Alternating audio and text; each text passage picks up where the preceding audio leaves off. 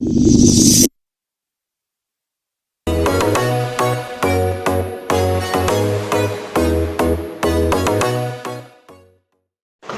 Friends, my name is Amitpal. मैं एक property broker, एक इन्वेस्टर हूँ।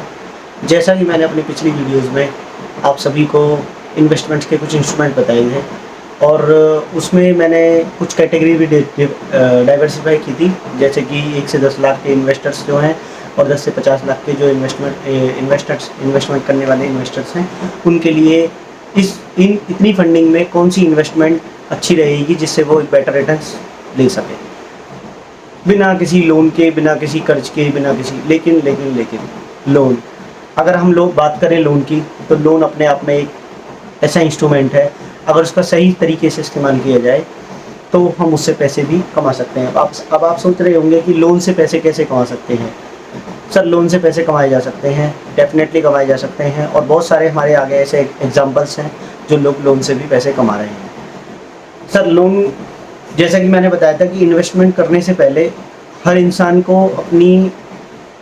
मानसिकता जो है वो डिसाइड करनी होती है कि हम इन्वेस्टमेंट कितने टाइम के लिए या कितने समय के लिए या कहाँ पे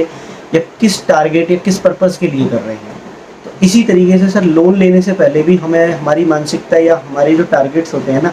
वो हमें बताते हैं कि हमारे जो लोन्स हैं वो हमें कमा के देंगे या फिर हमें, हमारे लिए वो एक असेट्स हैं या हमारे लिए वो लाइबिलिटीज़ है। तो सर, कुछ लोग कहते हैं कि लोन बुरे होते हैं, जैसे कि हमारे बुजुर्ग भी कहा करते थे कि लोन लेना या कर्ज लेना अच्छी बात नहीं होती, या हमें किसी से कर्ज नहीं लेना चाहिए, कर्ज में आदमी दब जाता है। सर, ये बिल्कुल सही बात है कि कर्ज में इंसान दब जाता है, बट लेकिन कर्ज में इंसान तब दब जाता है जब उस इंसान को एक सही एजुकेशन, या एक एजुकेशन से मीनिंग मेरा यहाँ पे फाइनेंशियल एजुकेशन से है, यानी कि आपको अगर फाइनेंशियल एजुकेशन नहीं है, आप फाइनेंशियल एजुकेशन, आपको यही नहीं पता कि आप जो अपना पैसा है वो कहाँ लगा रहे हैं, या कितने, क्या आपका टारगेट है, या आपको कितना पैसा वहाँ से रिटर्न लेना है, या आपने अगर बाहर से पैसा उठाया है ब्याज पे, तो आपको उस पैसे में को कहाँ, कैसे, किस तरीके से इस्तेमाल करके उससे और 3-4% एक्स्ट्रा हमें रिटर्न्स लेनी है। इस चीज़ को हम फाइनेंशियल एजुकेशन बोलते हैं, जो कि अमीर लोगों के पास बहुत ज़्यादा होती है। जो लोग आज अमीर बन रहे हैं, जो बड़े बड़े इंडस्ट्रियल्स हैं या बिजनेसमैन हैं, उन लोगों के पास आज ये एजुकेशन बहुत ज़्यादा है, क्योंकि उन लोगों को ये पता है कि हमारे पास इतनी फंडिंग हमें मार्केट से ही मिल सकती है, और वो मार्केट से फंडिंग लेने के लिए वो लोग बैंक्स का, या आप कहते हैं कि इनिशियल पब्लिक ऑफर्स निकालते हैं, आईपीओज हमारे जो होते हैं, या फिर हम कह सकते हैं कि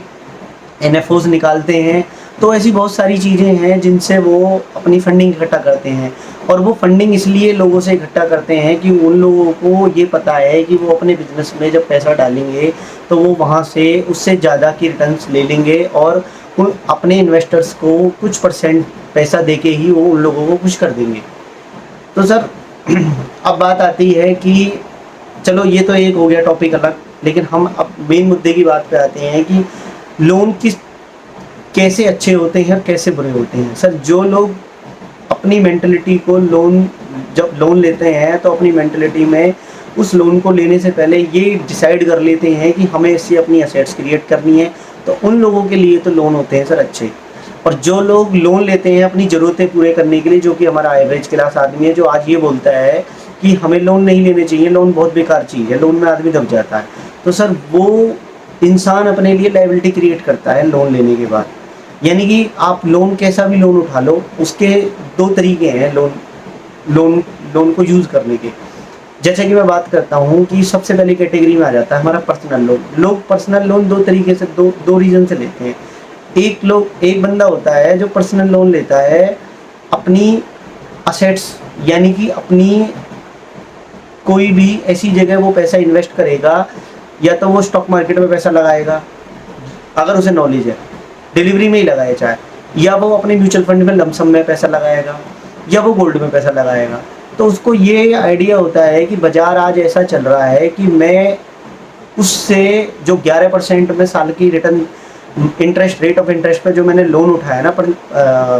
5 लाख, 10 लाख या 15 लाख का जो भी पर्सनल लोन उठाया है 11% की रिटर्न से, तो साल का जो 11% है ना, वो उससे ज़्यादा तो मैं 100% निकाल ही दूंगा, या तो उसे इतनी नॉलेज है। फाइनेंशियल नॉलेज जिसे हम कहते हैं। दूसरा सर वो आदमी होता है जो पर्सनल लोन लेता है अपनी ज़रूरतें पूरी करने के लिए, यानी कि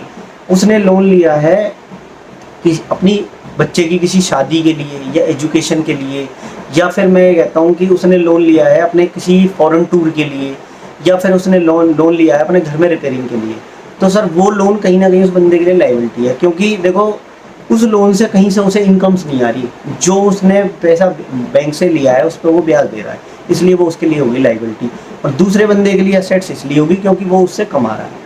इसी तरह सर सेम चीज़ हो जाती है कार लोन। कार लोन अपने आप में एक लायबिलिटी है। कार एक तो आप अगर कैश में भी कार लाते हो ना तो आप उस पर डेप्रिसिएशन लग रहा है आपका पर मंथ, ठीक है सर, यानी कि पर ईयर के हिसाब से अगर देखें